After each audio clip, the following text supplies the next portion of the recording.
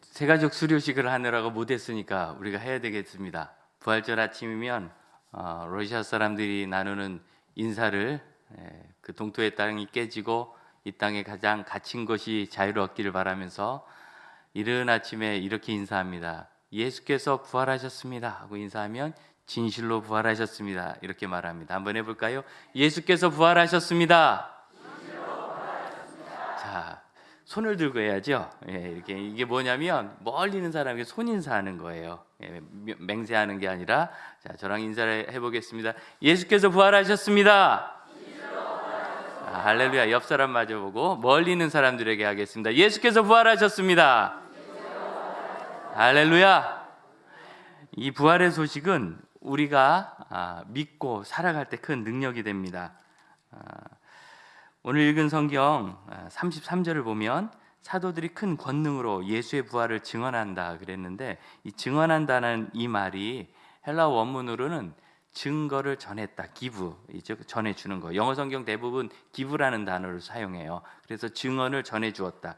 근데 여기 나오는 이 말티리온이라는 증언이라는 이 단어는 사실은 신약 성경에서 거의 대부분 증거로 번역합니다. 예수님께서 이것이 너희에게 증거가 되었다, 이런 증거가 있다, 이해하시겠죠?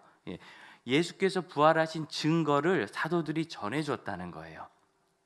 다시 말씀드립니다. 예수께서 부활하셨다라는 증언을 해준 게 아니라 그 증거를 전해준 거예요. 그 증거가 무엇인가?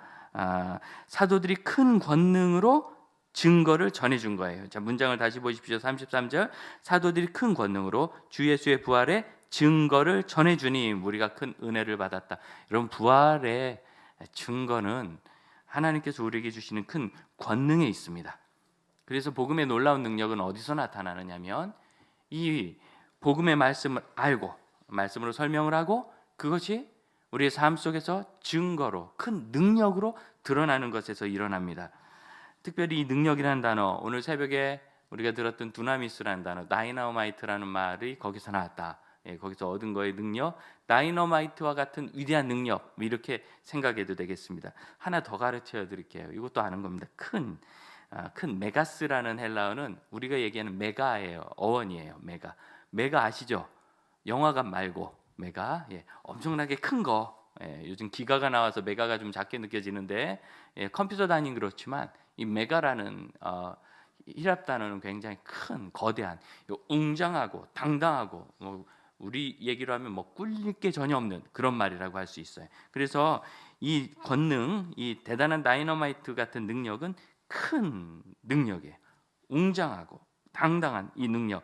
우리가 부활로 산다는 것은 이런 놀라운 능력이라는 것을 믿으시기를 바라요. 이 부활의 능력을 믿고 사는가, 아니면 이 부활의 능력에 대해서, 이 부활에 대해서 알고 사는가, 이건 전혀 다릅니다. 알고 사는 것과 믿고 사는 것의 차이. 오늘 우리가 읽은 성경을 보면 32절부터 35절까지 믿는 초대교회의 삶의 모습을 아주 극단적으로 표현하고 있어요. 어떻게 극단적이냐면, 한마음 한뜻이 되어 모든 물건을 서로 통용하고 자기 재물을 조금이라도 자기 것이라고 하는 이가 없다. 그래서 사회주의, 공산주의가 성경에 있다, 누가 또 그러더라고요. 그건 상관없는 거예요. 왜냐하면 그건 정치 이념으로, 경제 이념으로 만든 것이고, 여기 있는 것은 그게 아니라 신앙을 따라 사는 사람이 삶에 어떤 변화를 가져왔는지를 보여주는데, 그런 놀라운 그 경제적인 변화가 일어났을 때 34절, 그 중에 가난한 사람이 얻게 되었고 가진 것은 다 팔아도 사도들을 발 앞에 두었다. 이런 대단한 일이 이게 쉽게 되는 게 아니잖아요. 그 일이 어디서 있는가? 33절이 원인인 겁니다. 큰 권능으로 부활의 증거를 전해주니까 사람들이 거기서 은혜를 받아가지고 거기서 이런 놀라운 기적 같은 역사가 일어나는 거죠. 하나님의 기적이 지금도 우리와 함께 한다는 것을 믿으시기를 바랍니다. 부활은 기독교 신앙에 있어서 굉장히 핵심적인 것이고, 예수 믿는 사람들은 이 부활을 믿을 때 그 삶에 큰 변화를 경험하게 됩니다. 우리의 삶이 여기서 끝나는 것이 아니라 그 앞으로 간다는 거예요. 이 부활 믿는다는 것. 그러면 이 부활을 사단이 굉장히 싫어하는데 무엇을 싫어하는지 우리가 좀 똑바로 봐야 해요. 4장 1절 한번 보시겠어요? 지금 우리가 사도행전 4장을 읽고 있는데 이 배경이 어디로 가는가? 좀 앞으로 올라가면 4장 1절, 사도들이 백성에게 말할 때 제사장들과 성전 맡은 자와 사두개인들이 이르러 그들에게 왔어요. 2절 같이 읽어봅니다. 예수 안에 죽은 자의 부활이 있다고 백성을 가르치고 전함을 싫어하여. 다시 잘 보십시오. 예수님의 부활 소식을 전하는 것을 싫어했다고 적지 않고, 예수 안에 죽은 자의 부활이 있다고 가르치고 전하는 것을 싫어했습니다. 잘 보이시죠? 이 가르친다는 건 말 그대로 가르치는 겁니다. 알려주는 거. 그 다음에 전한다는 이 말, 무슨 전도한다는 말 같은데 이 말은 선포한다는 말입니다. 포고, 공포한다는 말인데 여러분 로마 시대잖아요. 황제의 포고령이 내리면 그것이 삶을 다 바꿉니다. 대단한 겁니다. 이 부활이 공포되어서 그것을 믿는 사람들의 삶을 바꾼다는 거예요. 그래서 이제 여러분 집값 때문에 다 고민들 하시잖아요. 어떤 분은 올라서 고민이십니까? 다들 그러시면 좋겠는데 대개는 올라서 나는 없어서 고민이라서 문제지요.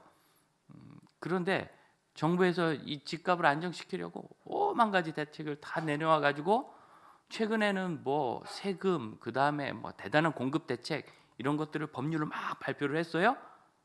그러자 내리는지는 모르겠는데 어쨌든 거래 숫자는 많이 줄었다 그래요. 얘기가. 여러분도 안 사서 모르시죠? 저도 안 사서 모르는데 뉴스에 그렇게 나와요. 줄었다. 근데 여러분 가만히 보세요. 이런 집값 안정 대책 같은 것이 발표된다고 해서 이런 그 발표가 무엇을 바꾸죠? 그 발표를 했더니 집이 좀 무너졌답니까? 예? 그 발표를 했더니 어디서 막 100만 원씩 아파트가 생겼습니까? 현재는 아무것도 바뀐 게 없어요. 근데 발표가 되면서 야, 이 융자 얻기 어렵대. 이게 있는 돈 안에서 집 사는 형식으로 바뀌겠네? 공급이 많이 올라온대. 그럼 좀 흔해지니까 가격이 어떻게 되려나? 사람들이 이렇게 주춤주춤하면서 눈치를 여러분도 지금 벌써 눈치 보시는군요. 뭐 저와 상관없는 얘기나 별로 눈치 저는 안 보지만 눈치를 보면서 이게 어떻게 되느냐? 자 보세요.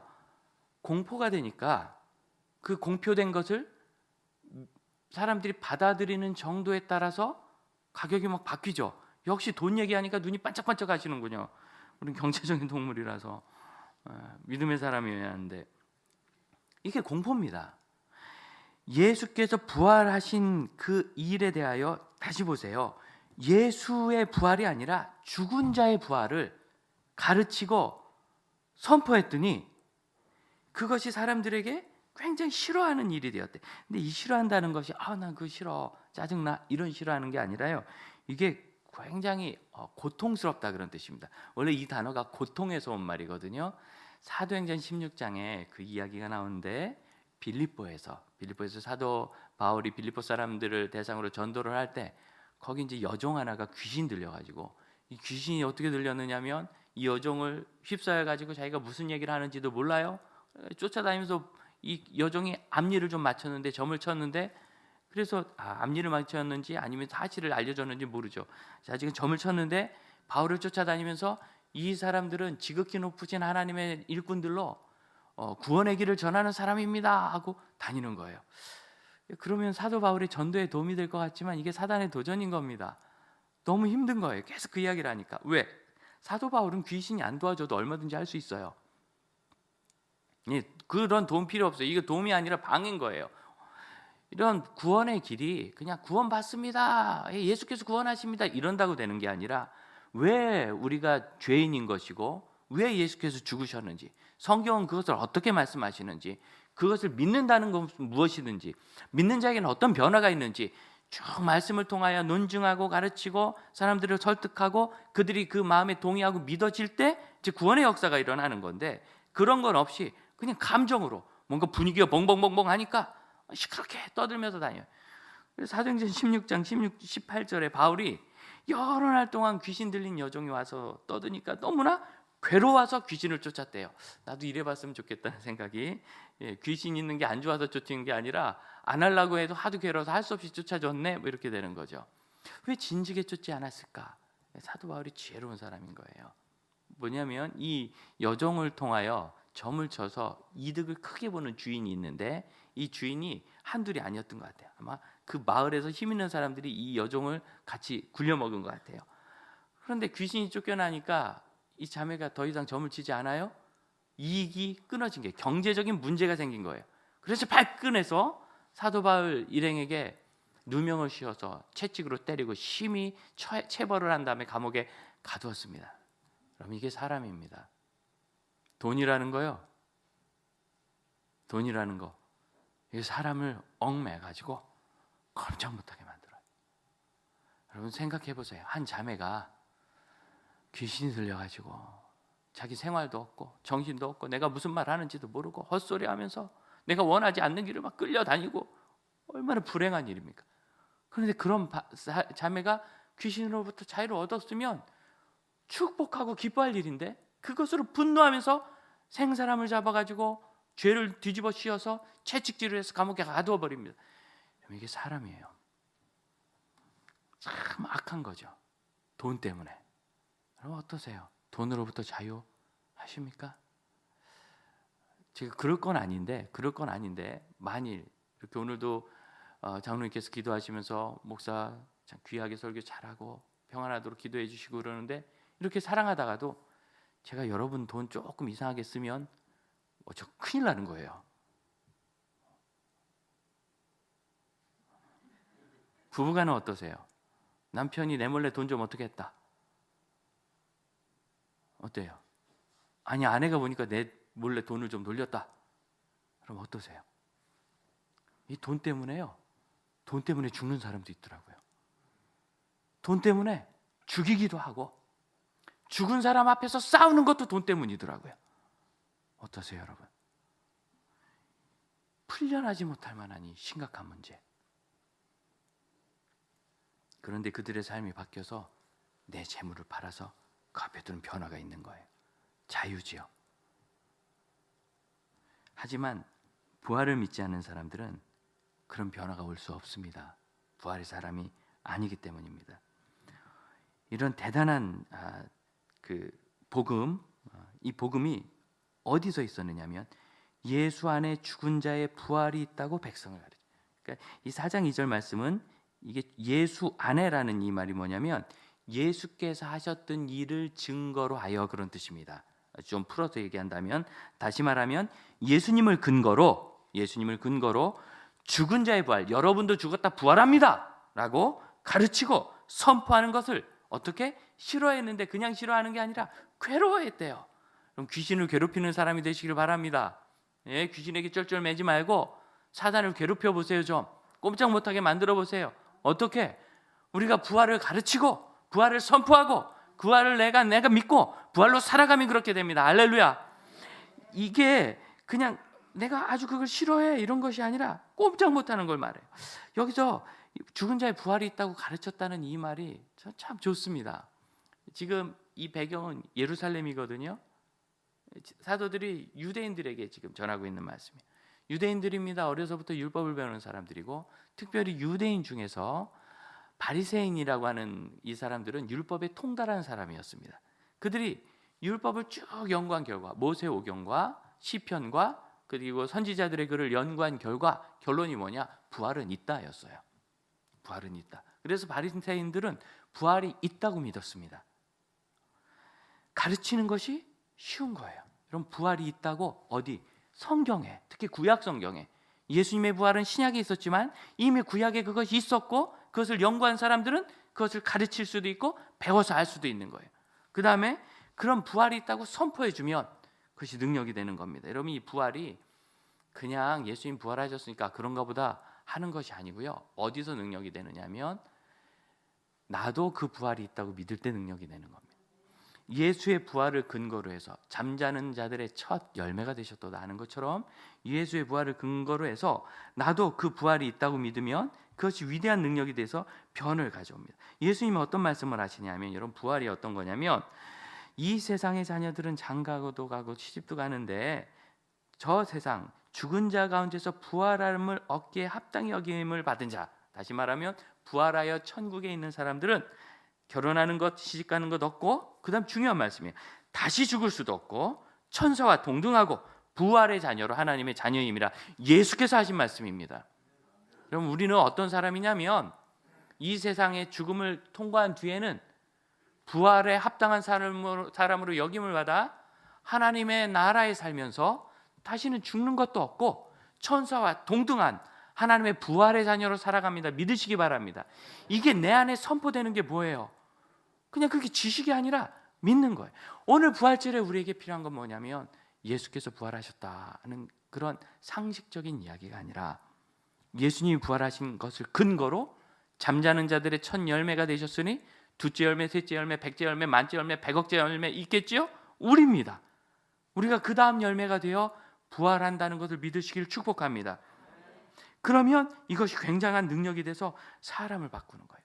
그럼 제자들은 그래서 늘 예수의 부활을 전했습니다. 사도행전 2장 36절 한번 보시겠어요? 사도행전 2장 36절 좀 신속히 찾아보면 함께 읽겠습니다. 시작. 그런즉 이스라엘 온 집은 확실히 알지니 너희가 십자가에 못 박은 이 예수를 하나님이 주와 그리스도가 되게 하셨느니라.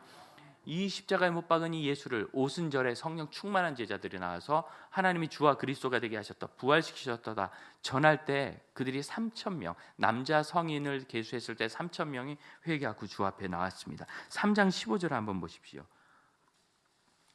3장 15절은 14절에서 이어집니다. 너희가 생명의 주를 죽였도다. 그러나 하나님이 죽은 자 가운데서 그를 살리셨으니 우리가 이 일의 증인이라. 죽은 자 가운데서 예수를 살리셨도다. 우리가 이 일의 증인이라. 그런데 이 말씀에 배경이 있어요. 배경이 어디냐면 3장 1절을 보면 베드로와 요한이 기도하러 성전에 올라갈 때 성전 미문, 아름다운 문이라 이름 지은 아름다운 문이란 문 앞에서 구걸을 하던 지체장애인이 있었는데 안진뱅이라고 되어 있죠. 날 때부터 지체장애인이었어요. 그의 나이는 40세가 넘었습니다. 40세 가량이라고 되어 있는데 이 가량이란 말은 이상이라는 헬라어 단어예요. 그래서 40세가 넘어서 여러분 40년 넘게 예루살렘에 살면서 미문에서 구걸을 한 사람입니다. 예루살렘 사람 다 알아요. 예루살렘 성이 그렇게 크지 않아요. 다 알아요. 그런 사람이 베드로와 요한을 보고 뭘 줄까 할 때 나사렛 예수의 이름으로 일어나 걸어라 했더니 그들이 일어나서 그가 걸었어요. 이거 보고서 예루살렘 사람들이 다 아는데 걷기도 하고 뛰기도 하며 하나님을 찬양하니까 놀래가지고 베드로와 요한을 놓아주지 않고 솔로몬 행각이라는 그들이 모여서 토론도 하고 율법도 배우는 그런 곳에 가가지고 이게 어떻게 된 거냐 얘기했더니 한 얘기가 바로 이거예요. 생명의 주를 죽였도다. 그러나 하나님이 죽은 자 가운데서 그를 살리셨으니 우리가 이 일의 증인인데 그 이름을 믿음으로 3장 16절 그 이름이 너희가 보고 아는 이 사람을 성하게 하였나니 예수로 말미암아 난 믿음이 너희 모든 사람 앞에서 이같이 완전히 낫게 하였느니라. 할렐루야. 부활의 능력이 여러분의 질병을 치유하고 마음의 상처를 치유하고 두려움을 이기게 하실 줄로 믿습니다. 여러분 이것은 부활입니다. 실용주의적인 사람들 제가 대표라고 생각해요. 신학교 다닐 때 신학 학문에 여러 가지 분야가 있습니다. 교리를 배웁니다. 조직신학이라고. 신구약 성경을 배웁니다. 성경신학이라고. 저는 그런 것보다요 실용적인 걸 좋아해서 실천신학. 전 처음부터 끝까지 실천신학 그러고 살았어요. 쓰는 것 중에 부뚜막에 소금도 집어넣어야 짜다. 이게 사용이거든요. 실용주의. 근데 여러분 가만 보세요. 부활은 지금 있는 일이 아니에요. 예수께서 부활하셨다고 해서 내가 없던 집이 생기거나 아픈 몸이 고침받거나 예수께서 부활하셨다고 해서 속 썩이는 정말 해결 안 되는 거 있죠. 해결 안 되는 게 아내와 남편이죠. 그래서 해결 안 돼. 부부는 바꿔주려고 결혼하는 게 아니라 그 모습 그대로 사랑하고 섬기려고 결혼하는 겁니다. 항상 말씀드리지만 섬기라고만 하면 부부간에 섬기라고만 하면 얼굴 표정이 안 좋아져요. 남을 섬기라고 하면 표정이 좋아지는데 부부간에 섬기라고 그러면 다 기분이 나빠. 그래서 여러분 우리 아이들 못 바꿉니다. 아이들이 부모 말 듣습니까? 그럼 이런 문제들 있죠. 해결 안 되는 이런 일들. 예수께서 부활하셨다. 이 부활절을 지난다고 해서 그 일이 해결되는가? 저는 장애인 아이들 1년 반 섬기다가 홍정일 목사님께서 청년부를 하라 하셔서 이제 마지막 시간을 그 아이들과 1박 2일 캠프로 보냈어요. 토요일 주일 캠프를 하는데 그 아이 학부모 자폐 아이 아주 중증 자폐. 남편은 판사인데 중증 자폐요. 이분은 의료인이었고 밤에 이제 아이들 다 재우고 뭐 자는 애들은 재우고 안 자면 이렇게 자문을 줍니다. 그렇게밖에 안 돼요. 참 끔찍한 일이죠. 이제 모여서 잠깐 그날 정리하고 낼 거 시간 알려주고 잠시 기도하는데 잊을 수 없는 얘기예요. 그날이 부활절 전일이었어요. 목사님, 우리 아이들 내일 부활절에 예수께서 죽음을 이기고 부활하신 것처럼 깨끗해지도록 기도해 주세요. 마음이 얼마나 아프던지. 그래서 그 새벽에 아이들 한 사람 자는 데 가가지고 머리에 손을 얹고, 또 깰 것 같은 애는 머리맡에 무릎 꿇고 앉아서 기도를 하는데 마음이 얼마나 간절하든지. 다음날 눈을 떴는데 전부 다 자폐 그대로였어요. 예수께서 부활하셨지만 삶 속에서 변화되는 게 없는 거죠. 실용주의적인 거예요. 현실사에서 뭐 바뀐 거 있냐? 집 없는 네가 집 생겼냐? 공부 못하는 네가 공부 잘하게 됐냐? 속썩이는 남편 아내가 돌아왔냐? 자녀가 회복됐냐? 이웃과 억울한 관계, 나를 억울하게 분하게 한 사람이 부활절 지났더니 나에게 와서 무릎 꿇고 잘못했다고 사과하고 관계가 회복되드나? 실용적인 이야기를 하면 하나도 안 될 수 있어요. 그러나 여러분, 아직 우리에게 성취되었지 않지만 이 부활이 우리에게 있다는 것을 잊지 마시기 바랍니다. 예수께서 말씀하신 천사와 동등이요, 부활한 하나님의 자녀로서, 부활의 자녀로서 사느니라. 할렐루야. 그래서 우리에게 부활의 세계가 있기 때문에 이 지상의 세계가 별것 아닌 건 아니에요.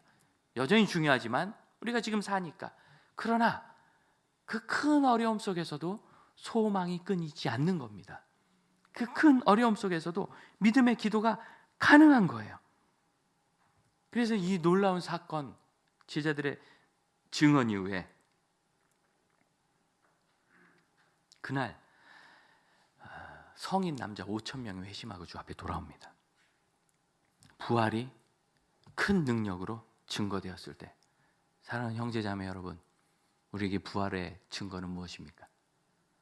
우리가 어떤 증거로 우리의 가족과 이웃에게 부활을 증거를 전해줄 수 있습니까? 부활을 증언할 수 있습니까? 어떤 증거로? 변화된 나로 증거해야 합니다. 천국을 바라보는 사람은 바뀌는 거예요.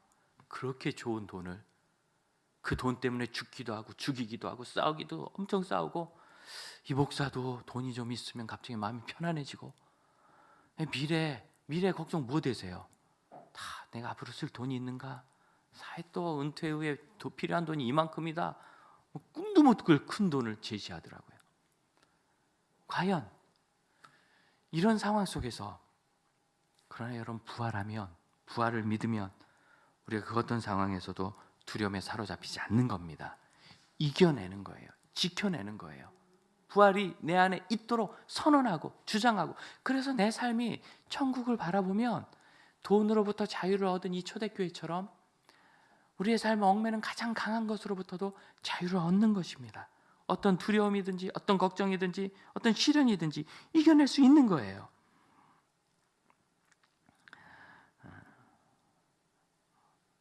요 며칠 지난 목요일 이후로 우리가 모일 때마다 지금 중환자실에는 황 집사를 위해서 기도하고 있습니다.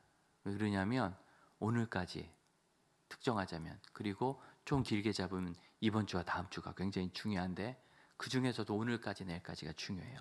이때 하나님께서 회복과 치유를 주셔야 의학적으로, 물론 그 이후에도 하나님은 하실 수 있지만 의학적으로 주셔야 그 다음부터 더 좋은 결과를 기대할 수 있기 때문입니다. 여러분, 기도해 주십시오. 그런데 이렇게 기도하면서도요, 제 마음에 말은 이렇게 했는데 안 되면 어떡하지? 정말 너무 슬픈 일이 발생하면 어떡하지? 걱정이 들 수도 있죠. 걱정이 들 수 있어요, 저도. 그러나 그 걱정에 사로잡히지 않고 기도하는 것이 부활의 소망입니다. 새가 머리 위에 지나가는 건 막을 수 없지만 쥐의 날개로 지나가는데 어떻게 하겠어요? 그러나 새가 머리에 앉아서 집을 짓고 시작하면 그거 내쫓아야죠. 그것도 할 수 없다 하겠습니까? 우리 마음에 불안이 생길 수 있고 두려움이 생길 수 있어요. 누구나 생각이 들어요. 하나님 하실 줄로 믿는다. 또 이 세상에 내가 비록 우리 아이가 회복되지 않고 내 배우자가 마음을 돌이키지 않지만, 그 나쁜 사람이 나를 억울하게 하지만 내가 이길 수 있다. 그러다가도 갑자기 나는 왜 이럴까? 우울하고, 왜 우리 집은 이럴까? 슬프고, 나는 왜 이렇게 두려운 마음이 있을까? 걱정이 될 때 그때 그 생각을 쫓아야 되는 거예요. 그게 바로 선포입니다. 쫓아야 되는 거예요. 그게 배우는 겁니다. 가르치는 것. 부활을 가르치고 당신이 부활한다. 예수의 부활이 아니라 예수의 부활은 증거고 당신의 부활을 가르치고 당신의 부활을 선포할 때 내 안에 선포가 되어야 되는 거죠. 우리에게 종탑에 까치가 집을 지었어요. 이 녀석이 집을 지어가지고 자꾸 합선이 일어나고 문제가 생기고 또 보기에도 안 좋고 위험하고, 어느 날 예전에 계시던 집사님 한 분이, 관리 집사님이 그 어려운 데 올라가서 그 집을 다 털어내고 놨어요. 다음에 또 짓더라고. 그분은 거기를 그냥 가지신 거예요. 그 까치는. 그랬더니 그 다음에는 이분이 올라가서 털더니 위쪽과 아래쪽을 그물로 막았어요. 못 들어오게. 그랬더니 안 짓더라고요. 못 들어오게. 우리가 느낌을 가지고 살고 믿음이 생기면 좋겠고, 부활이 믿어지면 좋겠고, 이런 일은 없어요. 그런 일 없습니다. 내가 그 부활을 믿도록, 내가 그 부활을 간직하도록, 내가 그 부활의 신앙으로 살도록 나를 자꾸 깨워야 합니다. 그게 선포하는 겁니다. 그 안에 거할 수 있도록 애를 써야 합니다. 아픈 일을 보면 참 마음이 아프고 어렵지만 하나님께서 하실 일을 주장하고 붙잡고 믿을 때 기적이 일어나는 걸 믿으시기 바랍니다. 상황은 안 그런 거예요. 우리 그 조영군 목사님의 사모님께서도 오래전에 같은 병원이래요. 세브란스 병원, 같은 중환자실에 제가 면회 들어갔는데 너무 말도 아니고 사람도 못 알아보시고 선망을 보고 헛소리를 하시고, 그리고 그것도 막 숨을 쉬었다 말았다 하듯이 그냥 가물가물해요. 그런 참 말도 못할 것을 보면서 몸이 다 상해가지고 간에 염증이 그냥 간을 다 덮어버렸다고 의사가 그렇게 표현하더라고요. 그리고 뽑고 있는데 뭐 막 그 썩은 물이 봉지로 나와요. 그 심각한 상황 속에서 담당한 의사 선생님이 혹시 모르니까 좀 준비를 해두시죠, 이렇게 얘기하더라고요. 보통 의사분들이 그렇게 얘기할 때는 소생하기 어렵다는 뜻입니다. 폐혈증이 와가지고 연세 많으신데 회복이 어렵고, 뇌를 찍었더니 동전만한 까만 점이 있어요. 이건 거의 틀림없이 종양 같습니다. 전체적인 상황을 볼 때. 그럼 어디 한두 개의 문제가 아닌 거예요. 답답해가지고 아는 의사분들께도 물어보고, 그쪽 세브란스 의료진을 통해 여기저기 보고, 이제 본인들이 차트도 보고, 여러분이 얘기해 주신데 그래요. 참 답답합니다. 목사님, 이런 일은요 한두 가지 원인으로 생기는 게 아닙니다. 정말 어려운 케이스입니다. 다 어려울 때 우리가 그때 2층에 기도실 만들어 놓고 릴레이 기도하면서, 물론 한 번씩 오고 다시 나누셨지만 나머지는 댁에서 하셨겠죠. 오가는 길 아껴서. 거기서 우리가 하나님께서 살려주신 걸 기도했을 때, 여러분 한 달 만에 퇴원하시고 한 달 쉬신 다음에 떡 3말 해가지고 오셨잖아요. 여러분 나누셨잖아요. 그때 10년 전에 드신 분들은 부활의 믿음을 가지시길 바래요. 특히 더 그 떡 드신 분들은 하나님이 하셔서. 어떤 일이 일어날지 우리가 알지 못하지만 믿는 것은 누구나 할 수 있습니다. 믿는 것을 못하는 사람 없습니다. 그래서 성경은 죽은 자를 죽는다 안 해요. 잔다. 이게 믿어지시기를 바랍니다. 우리는 사실 다 부활을 연습하면 평생 삽니다. 자다가 일어나요. 잘 때 보면 다 숨 쉬는 거 들어보기 전에는 죽은 것 같아요. 물론 이제 여러분은 코고니까 멀리서도 알 수 있지만 조용히 깊은 잠을 주무시면 다 죽은 것 같아요. 근데 어느 날 생각해 봤어요. 여러분 신기하지 않습니까? 만약 정말 생물이 진화했다면 잠 안 자도록 진화했겠지요. 굳이 잠자지 않고도 살 수 있도록. 그런데 사람은요, 고문 중에 잠 안 재우는 고문이 있을 만큼 잠 안 재우는 곳에 꼼짝을 못해요. 제가 시골에 외양간에 가보면 제가 신기해서 여러 번 가봤는데 12시에 가든 새벽 2시에 가든 4시에 가든 이놈은 눈을 뜨고 저를 쳐다봐요. 그 어둠 속에서 문이 열리면 눈이 번쩍 번들번들 보입니다.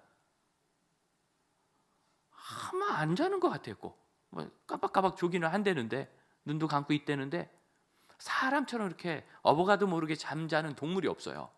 희한해요. 왜 이렇게 하나님 만드셨을까? 어제 저녁에도 죽은 듯 자다가 일어나셨죠?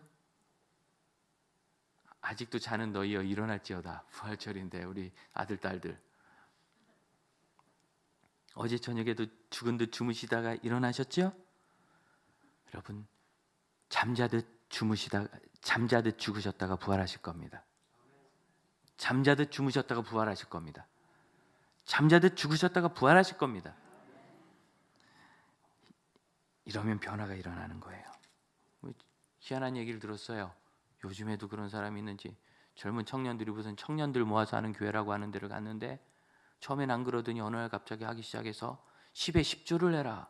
벌어오는 돈 다 가져와라. 공동생활하면서 애들 이게 좋은 마음으로 공동생활이지 이제 거꾸로 보기 시작하면 집단 수용하면서 가서 돈 벌어오게 시키는 거예요. 보는 게 제가 좋지 않아요.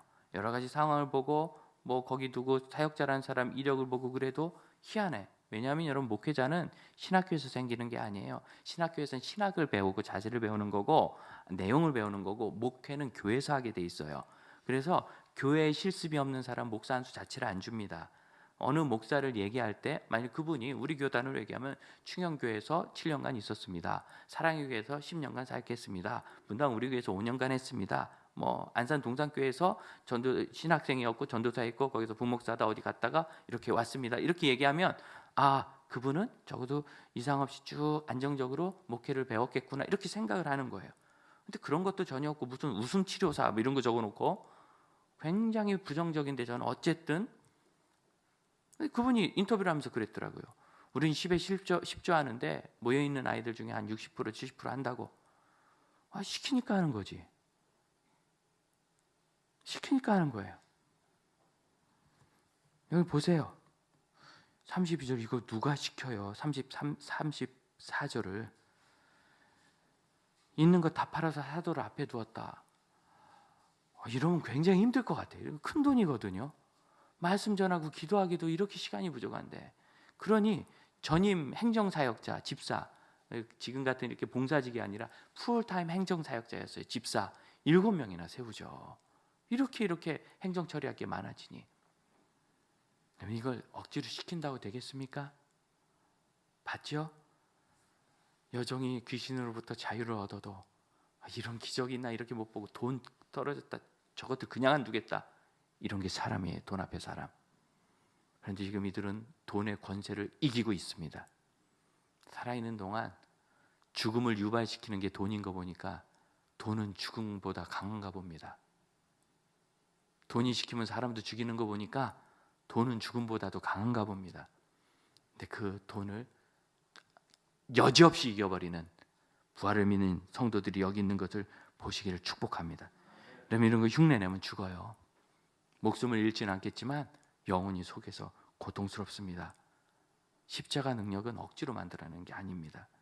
여기 이 제자들이 이 십자가의 복음을, 이 십자가의 부활을 예수께서 부활하신 것처럼 뭐라고? 당신도 부활합니다를 가르치고 전했을 때, 선포했을 때 그들은 이 일로 끌려가고 매를 맞고 심지어 순교했습니다. 감옥에 갇히기 다반사였습니다. 이날도 감옥에 갇혔다 나왔고 밤새 나와서 지금 이 얘기하는 거고 그 다음 날도 또 끌려가서 매 맞고 그 다음번에도 또 감옥에 갇힙니다. 그래도 내가 예수 부활 증거하다 매 맞았다는 걸 기뻐하면서 돌아갔다고 성경이 나와 있어요. 이런 변화가 어디서 생깁니까? 마치 십자가 같고 짐 같지만 부활을 믿는 사람에게는 그것이 짐이 되지 않는 거예요. 믿음의 형제 자매 여러분, 우리에게는 십자가 짐들이 무엇입니까? 그것을 전하려고 끙끙거리지 마시고 부활을 묵상하십시오. 부활한 천국을 묵상하십시오. 우리가 부활해서 하나님의 자녀로 사는 것을 묵상하십시오. 천사들과 동등이요 다시는 죽는 것이 없으며 하나님의 부활의 자녀로 함께 살아감이라. 함께 기도합시다.